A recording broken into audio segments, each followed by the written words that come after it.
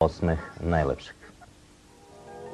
Afganistanski Hrc Indra najlepši je pas po mišljenju stručnog žirija na 3. saveznoj izložbi pasa održanoj u Velikoj Plani.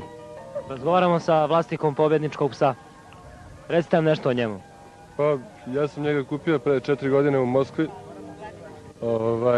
Iz jednog dobrog legla. Da li puno treba za održavanje ovako jednog psa? Pa treba baš puno vremena. Treba puno vremena i za šetnju, i za četkanje, i uopšte čišćenje dlake i tako. Danas smo imali upisanih u katalogu 357 pasa iz preko 25 rase. Organizatori su spremili bogat fond nagrada, a danas na našoj izložbi sudi jedan sudija iz inostranstva. Radi se o gospođi Mariji Jovanović, koja je došla iz Belgije i danas sudi šarplanince, zrele mužjake i ženke. Imali smo dosta posetilaca, publike, i tako da mislim da će izlagači, oni su i najvažniji u celoj ovoj situaciji, biti zadovoljni postignutim rezultatima. Da li će Hari pobediti na izložbi? Ja bih voleo zaista, mislim da je lep pas, ali nije važno, došli smo da učestvujemo, da vidimo. A šta Hari kaže na to?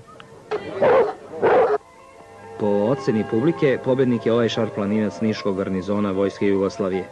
U organizaciji Kinološkog društva Vožd ukrasnim tanjirima nagrađeni su prvaci rasa, dok su pobednici FCI grupa dobili kristalne vaze.